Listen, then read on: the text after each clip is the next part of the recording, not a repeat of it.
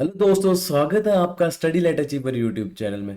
दोस्तों, इस वीडियो में हम बात करने जा रहे हैं इंडियन पॉलिटी के बारे में। अभी तक जो है हमारे इंडियन पॉलिटी के 5 लेक्चर हो चुके हैं। ये जो हमारा 6वां लेक्चर है इंडियन पॉलिटी का। अभी तक जो हमने डिस्कस करा था वो हिस्टोरिकल बैकग्राउंड क्या था इंडियन पॉलिटी का, कैसे कैसे ब्रिटिश पार्लियामेंट के जो एक्ट आए थे उसके बारे में पढ़ा, कैसे कैसे जो बिल आए थे हमारे सेल्फ गवर्नेंस के लिए, जो लीडर थे हमारे ऐसे कि वो कौन कौन से बिल लेके आए थे उसके बारे में डिस्कस करा।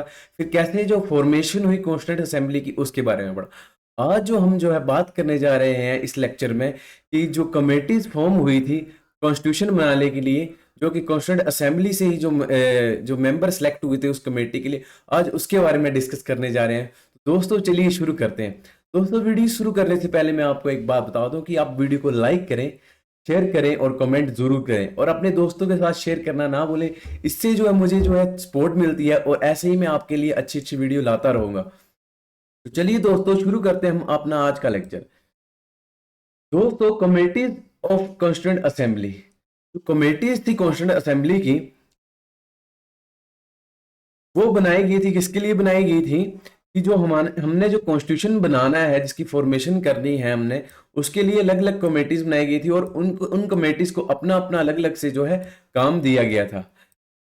फर्स्ट पॉइंट पढ़ते हैं दोस्तों। Different committees were set up by the constituent assembly to look toward the different departments of constitution making of an India dependent, ठीक है, इंडिपेंडेंट इंडिया। मतलब क्या दोस्तों कि जो अलग अलग कमेटीज सेटअप करी गई कि जो अलग अलग जो कार्य हैं, ठीक है, कॉन्स्टिट्यूशन मेकिंग के, उसको जो है संभाल सके। There were a total 22 committees, 22 committees थी दोस्तों, ठीक है। Among them only 8 were the most important। उसमें से जो 8 कमेटी जो थी वो सबसे ज्यादा इंपॉर्टेंट थी, और जो अदर कमेटीज थी वो माइनर कमेटीज थी। 10 committees handled procedural affair and 12 committees handled substantive affair। जो क्या बोलते 10 कमेटीज थी वो जो प्रोसीजर कैसा होगा उसके अफेयर को जो है कंट्रोल करती थी, ठीक है, उनको संभालती थी। और जो 12 कमेटी जो है वो हैंडल द सब्सटेंटिव अफेयर, जो मटेरियलिस्टिक अफेयर होते थे उसके संभालती थी। Given it's critical responsibility of drafting a constitution, ठीक है, ये जो रिस्पॉन्सिबल थे सारी कमेटीज की, इनकी जो एक तरह से रिस्पॉन्सिबिलिटी थी कि जब ड्राफ्ट हुआ कॉन्स्टिट्यूशन तो उनमें जो है क्या चेंजेस आने चाहिए, ठीक है, क्या क्या बातें होनी चाहिए, क्या क्या इंक्लूड होनी चाहिए, ये सारी कमेटीज जो है उसमें जो है अपना पॉइंट ऑफ व्यू रखती थी, ठीक है, अपने डॉक्यूमेंट्स रखती थी उनके सामने कि ये चीजें एडिशन होनी चाहिए, ठीक है दोस्तों। अब जो इन सभी कमेटी में से जो एक कमेटी थी द ड्राफ्टिंग कमेटी, ये जो ड्राफ्टिंग कमेटी थी ये जो मोस्ट इंपोर्टेंट कमेटी थी हमारे पूरे इंडियन कॉन्स्टिट्यूशन की बनाने की लिए, ठीक है। पूरे प्रोसेस में जो इस जो क्या बोलते हैं ड्राफ्टिंग कमेटी का वो जो सबसे बड़ा योगदान रहा था, ठीक है। एग्जाम पॉइंट ऑफ व्यू से भी ये जो है बहुत इंपॉर्टेंट कमेटी है। चलिए दोस्तों इसके बारे में पढ़ते हैं। The drafting committee was one of 8 most important committees of the Constituent Assembly. It was set up on the 29th August 1947 by the Constituent Assembly। ये जो ड्राफ्टिंग कमेटी थी कब सेटअप हुई थी? 29 अगस्त 1947 को ये जो है सेटअप हुई थी। At the first meeting of the drafting committee on 30th August 1947, the chairman of the committee was elected Dr. B.R. Ambedkar, ठीक है। तो भीमराव अम्बेडकर थे जो थे वो चेयरमैन बनाए गए इस कमेटी के। इस कमेटी के लिए इलेक्शन कब हुआ था? 30 अगस्त 1947 को हुआ था, ठीक है। 15 अगस्त को हमारा जो है पहले देश आजाद हुआ। उसके बाद जो है ये जो है कमेटी सेटअप करी गई 29 अगस्त को, और 30 अगस्त को जो है इसके ऊपर जो है मीटिंग हुई और इलेक्ट कौन करेंगे? डॉक्टर भीमराव अंबेडकर जो है इसके जो है चेयरमैन इलेक्ट करेंगे। एक्चुअली ड्राफ्टिंग कमेटी जो मतलब ड्राफ्टिंग का मतलब क्या है? जो प्रारूप दिया जाएगा वो कैसा होगा, क्या क्या चीजें होंगी कॉन्स्टिट्यूशन में, कैसे कैसे उसको प्रारूप दिया जाएगा, कैसे कैसे आर्किटेक्ट किया जाएगा कॉन्स्टिट्यूशन को, ये जो कमेटी वो सारी बातें करेंगी। जो अलग अलग कमेटीज जो है अपना जो पॉइंट ऑफ व्यू रखेंगी, जो जो अपना डिपार्टमेंट जो है अलग अलग कमेटी के जो भी चीजें रखेंगी वो जो है डॉक्यूमेंट में कंक्लूड कौन करेगा? कॉन्स्टिट्यूशन में ड्राफ्टिंग कमेटी का काम था उसको कंक्लूड करना उन सभी चीजों को, ठीक है। It was the most important committee as it was trusted with the responsibility of drafting a new constitution for India based on reports submitted by the other committees of the Constitution Assembly। ये बता दिए मैंने कि जैसे कि और किसके base पे इन्होंने ड्राफ्ट करना था कि जो रिपोर्ट सबमिट करी जानी थी अदर कमेटी जो बनी हुई थी कॉन्स्टिट्यूंट असेंबली की, जो भी रिपोर्ट सबमिट होगी उसी की बेस पे जो है इन्हें को क्या था, कॉन्स्टिट्यूशन जो था तैयार करना था। The drafting committee publish the first draft on 21 February 1948। Most important point, जो ड्राफ्टिंग कमेटी ने जो था पहला जो ड्राफ्ट अपना जो था कब पब्लिश करा था, 21 फरवरी 1948, 21 फरवरी को जो है 1948 को जो है इन्होंने जो है अपना पहला जो ड्राफ्ट है जो पब्लिश करा था। It was then scrutinized by the citizen of India for about 8 month. मतलब बहुत ही बारीकी से जो है इंडियन सिटीजन के थ्रू, जो नागरिक थे इंडियन, उन्होंने बहुत ही बारीकी से इसको देखा, ठीक है। फिर जो 8 महीने इसको बारीकी से देखने के बाद जो है फर्दर जो अमेंडमेंट्स हुई, इसमें फर्दर जो एडिशन हुई, ठीक है, कुछ बातों की। Further the amendments were also proposed by the citizen, जो भी जो सिटीजन थे उन्होंने अपनी जो है बातें रखी है आगे, फिर उनको भी जो अमेंड करा गया था इस जो ड्राफ्ट में। After hearing the feedback from the public, the necessary amendments were made and the following draft of the constitution was published in October 1948।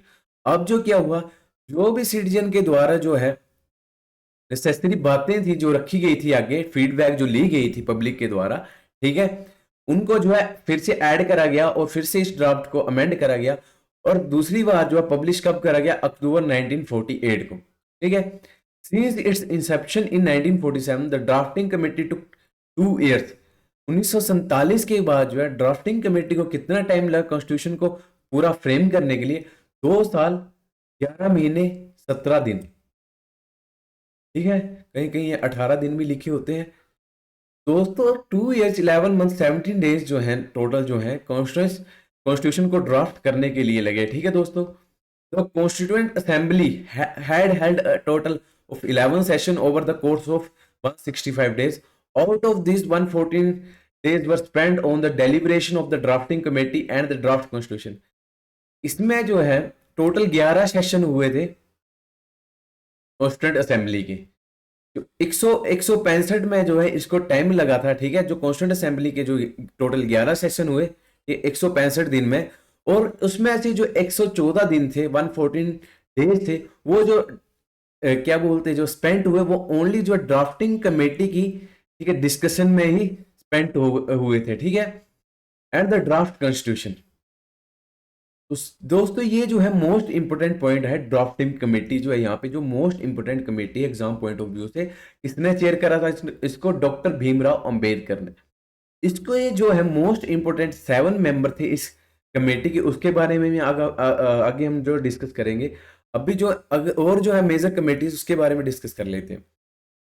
तो ये जो मेन कमेटीज थी बाकी, यूनियन पावर कमेटी, इसको जो हेड करते थे जवाहरलाल नेहरू करते थे। यूनियन कॉन्स्टिट्यूशन कमेटी, इसको भी हेड जो है जवाहरलाल नेहरू करते थे।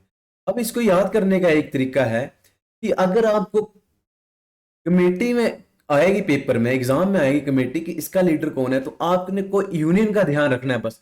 अगर जहां पे यूनियन आ जाएगा, ठीक है, वहां पे जवाहरलाल नेहरू का नाम होगा, ठीक है।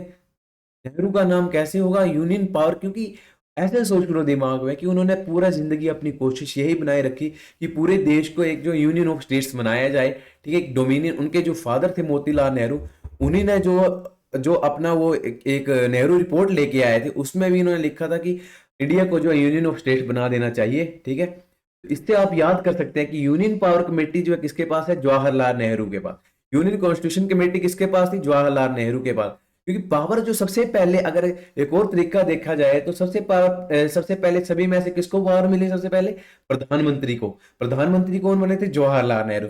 इससे जो आपको इजी हो जाएगा याद करने के लिए कि यूनियन पावर कमेटी किसने बनाई थी, जवाहरलाल नेहरू ने बनाई थी। यूनियन कॉन्स्टिट्यूशन कमेटी किसने बनाई थी, जवाहरलाल नेहरू ने बनाई थी। चलिए दोस्तों आगे बात करते हैं provincial constitution committee. Most important committee है दोस्तों ये भी, कि जो प्रोविंशियल कॉन्स्टिट्यूशन कमेटी है वो जो हेड करी थी, ठीक है, उसके जो हेड थे, चेयरमैन थे, वो सरदार पटेल थे। आपने बहुत सारी मूवीज में भी देखा होगा कि कैसे कैसे जो है सरदार पटेल ने जो जितनी भी 550 रियासतें थी हमारे देश में, उन सभी रियासतों में एक एक करके गए और सारी रियासतों को जोड़कर एक जो है सभी इकट्ठी करी और उन्हें जो है यूनियन ऑफ स्टेट्स का हिस्सा बनाया गया, भारत का हिस्सा बनाया गया। तो इनको जो है अगर आप देखा जाए एक स्टैच्यू बनाया गया है अपनी सरोवर डैम के ऊपर जहां पे सरदार वल्लभ भाई पटेल का जो है स्टैच्यू बनाया गया, तो यूनिटी ऑफ स्टैच्यू कहा जाता है उसे। क्यों कहा जाता है? कि इन्होंने जो है पूरी रियासतों को जो है यूनाइट करा था, ठीक है, जितनी प्रोविंशियल थी उनको जो है यूनाइट करा था। तो इनको जो है हेड बनाया गया था, किसके? प्रोविंशियल कॉन्स्टिट्यूशन कमेटी का जो है इनको हेड बनाया गया था। दोस्तों आपको अब जो है याद हो चुका होगा, आपको सिर्फ एक बार इन सभी चीजों को रिवाइज करना और आपके दिमाग में खुद ब खुद ही बैठ जाएंगी, याद करने का जरूरत नहीं है। ड्राफ्टिंग कमेटी का हेड जो है डॉक्टर भीमराव अम्बेडकर है, ये तो हमने डिस्कस कर ही लिया था। Advisory committee on fundamental rights, minorities and tribal and exclude area, Sardar Patel. This committee had the following some committees. अब जो है ये जो कमेटी है actually advisory committee, fundamental rights के ऊपर जो अधिकार थे, ठीक है, मौलिक अधिकार थे, माइनॉरिटीज और ट्राइबल के अधिकार थे, उन सभी चीजों के ऊपर जो है कमेटी बनाई गई थी। उसको भी जो है सरदार वल्लभ भाई पटेल ही ने ही जो है उस कमेटी को जो हेड करा था, ठीक है। अगर आपको ये याद हो गया होगा provincial constitution committee Sardar Patel, उसके बाद आपको ये ध्यान रखना है कि यार जो सरदार भाई पटेल थे, वल्लभ भाई पटेल थे, वो अधिकारों की बात करते थे। एक्चुअली जो क्या है, जो ह्यूमन जो सिटीजन थे उनके अधिकारों की बात शुरू से ही करते थे। अगर आप उनका जो है एक आंदोलन हुआ था, 2-3 आंदोलन उन्होंने, जहां पे सरदार का नाम दिया गया था, खेड़ा आंदोलन जिसको बोला गया था, वो हुआ था आपका गुजरात में, ठीक है। वहां पे उन्होंने लोगों के अधिकार की बात करी थी एक्चुअली, ठीक है। तो इससे आपको ध्यान में आ जाएगा कि हाँ सरदार वल्लभ भाई पटेल जो, सरदार पटेल जो है वो जो थे इस कमेटी, एडवाइजरी कमेटी थी फंडामेंटल राइट्स थी, उसके हेड थे। आगे दोस्तों बात करते हैं जो फंडामेंटल इस कमेटी की सब कमेटीज थी उसके बारे में बात करते हैं। ये ज्यादा इंपॉर्टेंट नहीं है, बस आपको याद नजर मार लेनी चाहिए एक बार कि फंडामेंटल राइट्स की सब कमेटी जो थी J B Kripalani, minority sub committee थी H C Mukherjee, north east frontier tribal and Assam excluded and partial excluded area sub committee थी Gopinath Bardoloi, excluded and partial exclude area sub committee A V Thakkar. अब ये जो सब कमेटीज थी ये सारी एडवाइजरी कमेटी के अंदर आती थी, ये सारी यहाँ पे जो है मैं आगे पीडीएफ एडिट करके इनको जो है एडिट कर दूंगा और यहाँ पे सब कमेटीज के अंदर लिख दूंगा, ठीक है। ये जो सब कमेटी थी ये सारी जो इस कमेटी के अंडर थी, एडवाइजरी कमेटी के अंडर थी, जिसके जो चेयरमैन थे सरदार पटेल थे। फंडामेंटल राइट की सब कमेटी जिसके जो चेयरमैन थे जेबी कृपलानी थे। माइनॉरिटी सब कमेटी के एचसी मुखर्जी थे, ठीक है। जो असम के ट्राइबल एरियाज थे उसके ऊपर जो नॉर्थ ईस्ट के ट्राइबल फ्रंटियर एरियाज थे उसके ऊपर जो गोपीनाथ बरदौली के हेड बनाए गए थे उस कमेटी के। Excluded partial and excluded areas, ठीक है, other than those in Assam, और जो असम की साइड को छोड़ के जो भी और थे उस सब कमेटी के हेड कौन बनाए गए थे? A V Thakkar. Rules of procedure committee, अब जो है ये भी मोस्ट इंपोर्टेंट कमेटी है, रूल्स ऑफ प्रोसीजर कमेटी। इस कमेटी के जो हेड हैं दोस्तों वो डॉक्टर राजेंद्र प्रसाद बनाए गए थे। अब जो है इसको याद करने का आसान तरीका ये है कि जो हमारे फर्स्ट प्रेसिडेंट ऑफ इंडिया कौन थे? डॉक्टर राजेंद्र प्रसाद, ठीक है। और जो प्रेसिडेंट थे जो बनाए गए थे कॉन्स्टिट्यूंट असेंबली के, डॉक्टर राजेंद्र प्रसाद। अब प्रेसिडेंट से आपको प्रोसीजर जो है याद करना इजी होगा कि प्रेसिडेंट ही एक तरह से देखता है पूरे देश में कि प्रोसीजर जो है एक्चुअली जो है देश के काम करने का वो ठीक चल रहा है कि नहीं चल रहा है। तो इनको जो है जो ये कमेटी बनाई गई थी, जो रूल बनाए गए उसी के हिसाब से पूरी सारी कमेटीज काम कर रही है कॉन्स्टिट्यूशन बनाने के लिए। तो इस बात पे वो ध्यान रखती थी वो कमेटी, ठीक है। तो इस कमेटी के हेड कौन थी? डॉक्टर राजेंद्र प्रसाद। दोस्तों आपके दिमाग में ये जो एक्चुअली बात बैठ गई होगी कि डॉक्टर राजेंद्र प्रसाद थे रूल्स ऑफ प्रोसीजर कमेटी के head. State committee, committee for negotiating with states, ठीक है, इसका जो हेड बनाए गए थे वो जवाहरलाल नेहरू बनाए गए थे। अब यहाँ पे मैंने यूनियन ऑफ स्टेट्स की बात करी थी एक्चुअली, तब मैं आपको बता रहा था ऊपर की यूनियन की बात करी जाए, ठीक है, तो वहां पे जवाहरलाल नेहरू की बात आ जाएगी। आपको ध्यान में आ जाना चाहिए कि हाँ जवाहरलाल नेहरू की बात हो रही है। और अब स्टेट्स की बात भी आ गई यहाँ पे, स्टेट्स कमेटी, ठीक है। इसको यूनियन स्टेट्स कमेटी भी अपने दिमाग में ऐसे करके याद कर लेना जिससे कि आपके ध्यान में आ जाए कि जवाहरलाल नेहरू जो थे, ठीक है, वो स्टेट कमेटी के हेड थे, स्टेयरिंग कमेटी, ठीक है। जो स्टेयरिंग कमेटी जो है और जो रूल्स ऑफ प्रोसीजर कमेटी है उसके भी जो थे डॉक्टर राजेंद्र प्रसाद थे। क्यों कि स्टेयरिंग कमेटी जो है वो एक्चुअली देख रही थी कि जो है काम काज कैसे चलाया जाए कॉन्स्टिट्यूशन का, और कैसे जो सभी कमेटियों की वर्किंग जो है ठीक ठाक चले। एक तो प्रोसीजर, रूल्स ऑफ प्रोसीजर में क्या देखा कि रूल के हिसाब से चल रहे हैं कि नहीं चल रहे, स्टेयरिंग कमेटी में जो स्टेयर करना, एक तरह से जो है दिशा निर्देशन करना सभी कमेटीज को, ठीक है। तो वो उसके जो हेड थे वो डॉक्टर राजेंद्र प्रसाद थे। ये जो मोस्ट इंपोर्टेंट कमेटीज थी दोस्तों, इसके बारे में हमने डिस्कस कर ली है। अब हम बात करते हैं कुछ माइनर कमेटीज के बारे में। ये एग्जाम में पूछी नहीं जाती, पर फिर भी आपको एक बार नजर मार लेनी चाहिए इसमें। Committee on the function of constituent assembly, जो फंक्शन के ऊपर जो कमेटीज बनाई गई थी, वो उसके जो हेड थे जेबी मवलांकर थे। ये जो जीवी ममलांकर थे एक्चुअली जो थे कॉन्स्टिट्यूंट असेंबली के जो लेजिस्लेशन पार्ट थे, जो constituent assembly as a meeting करती थी लेजिस्लेशन की तरह, ठीक है, विधायिका की तरह, तो उसके जो हेड होते थे उस टाइम वो होते थे, उसको जो हेड करते थे उस सभी असेंबली को, वो करते हैं जीवी ममलांकर। मोस्ट इंपोर्टेंट पॉइंट है कि जब जो है कॉन्स्टिट्यूंट असेंबली की as a formation of constitution जो मीट होती थी, उसको जो हेड करते थे वो जो आपके डॉक्टर राजेंद्र प्रसाद करते थे। अगर एज अ वो लेजिस्लेशन जो है मीटिंग होती थी, उसको हेड करते थे G V Mavalankar. Order of business committee doctor K M Munshi. House committee P Pattabhi Sitaramayya. Ad hoc committee on national flag doctor Rajendra Prasad. Special committee to examine the draft constitution Jawaharlal Nehru. गणेशील committee Alladi Krishnaswamy Ayyar. Finance and staff committee doctor Rajendra Prasad. Press gallery committee Usha Nath Sen. Usha Nath Sen जो है एक most important नाम है press के related, इसमें history में भी इसका बहुत ज्यादा नाम आएगा, ठीक है। तो एक्चुअली ये जो है रेडियो के थ्रू, जो जब क्विट इंडिया मूवमेंट चला था, तो रेडियो के थ्रू जो है इस मूवमेंट को आगे बढ़ाने की कोशिश करते थे ये, ठीक है। उस मूवमेंट में इनका जो है बहुत ज्यादा मेन हाथ रहा, ठीक है। Committee to examine the effect of Indian independent act of 1947, ठीक है। का नाम नहीं लिखा हुआ, तो सही छूट गया है, चलो बाद में डिस्कस कर लेंगे इसको। Committee on chief commissioner provinces, ठीक है, P Pratap ji Sitaramayya. Commission on linguistic provinces, जो लिंग्विस्टिक प्रोविंसेस के बेस पे जो कमीशन बनाया गया था, ठीक है, ये भी हम बात करेंगे आगे। एसके धार कमीशन बोला गया था कि जो है अगर स्टेट्स बनाई जाएंगी तो लिंग्विस्टिक बेस पे जो है उसके बेस पे बनाई जाए, वो कैसे, तो ये एसके धार कमीशन के अंदर जो है इसका डिसीजन लिया गया था, ठीक है।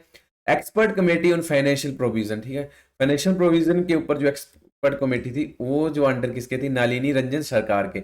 एडहोक committee on the supreme court के लिए जो एडहोक कमेटी थी उसके जो थे एस वरदचारी, ठीक है। एडहोक कमेटी ऑन सिटीजनशिप, एडहोक कमेटी जो सिटीजनशिप के लिए जो थे वो उसके भी जो हेड थे वो एस वरदाचारी थे, ठीक है दोस्तों।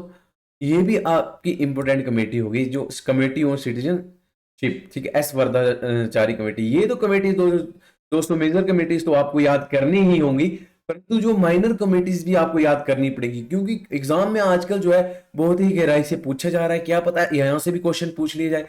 सभी तो ये तो पढ़ के जाएंगे, सभी जो भी एग्जाम के लिए तैयारी करके जाएंगे ये तो मेनली पढ़ के ही जाते हैं, परंतु कोई इन कमेटीज के बारे में नहीं देखता। अब कमेटीज के रिलेटेड जो क्वेश्चन आएंगे तो यहां से ही जो पूछे जाएंगे, तो इसके बारे में आप जरूर से पढ़ लेना। 2-3 बार नजर मारोगे आप तो आपको ये याद हो जाएंगे दोस्तों। 7 मेंबर ऑफ ड्राफ्टिंग कमेटी के बारे में बात करते हैं। और जो ड्राफ्टिंग कमेटी थी उसके चेयरमैन जो थे डॉक्टर भीमराव अंबेडकर थे, ठीक है। उनको मिलाकर जो 7 मेंबर थे उसी के बारे में डिस्कस करते हैं हम। पहले जो थे डॉक्टर भीमराव अंबेडकर थे, दूसरे थे गोपाल स्वामी अयंगर थे, तीसरे अल्लादी कृष्ण स्वामी अय्यर थे, चौथे डॉक्टर के एम मुंशी थे, 1 2 3 4। पांचवें जो थे दोस्तों साइद मोहम्मद सदुल्ला माधव राव। और यहाँ पे 1 2 3 4 5, छठे जो थे दोस्तों वो थे टी कृष्णमाचारी, ठीक है। ये जो थे टोटल जो थे मेंबर थे इस कमेटी के, ठीक है। एक यहाँ पे जो छूट रहा है, ठीक है दोस्तों, उसके बारे में मैं बताता हूँ उनको दोस्तों। राधे कृष्ण स्वामी आइए, डॉक्टर के एम मुंशी, शायद एम बालास्वामी अयंगर, स्वामी अय्यर भी हो गए, डॉक्टर कृष्ण आचार्य भी हो गए, सैयद मोहम्मद। एक पॉइंट यहाँ नाम छूट रहा है,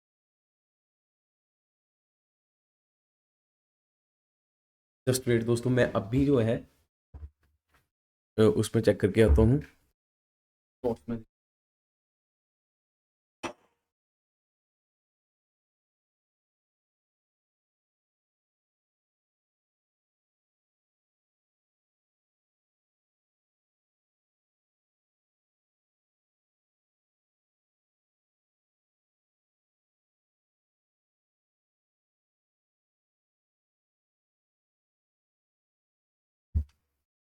ये जो है दोस्तों, आपके कौन कौन से नाम आ गए? Committee on the function of, नहीं नहीं नहीं, अब हम मेंबर के बारे में बात कर रहे थे, ड्राफ्टिंग कमेटी के। डॉक्टर भीमराव अंबेडकर का नाम आ गया, गोपाल स्वामी अयंगर का नाम आ गया। अब आगे अलादीन कृष्ण अय्यर का नाम आया, डॉक्टर के एम मुंशी का नाम आ गया, सैयद मोहम्मद सदुल्ला का नाम भी आ गया है, और द ट्री कृष्णाचारी का नाम भी आ गया है। जो दोस्तों यहाँ पे एक और थे, उनका नाम था, ये भी हो गए,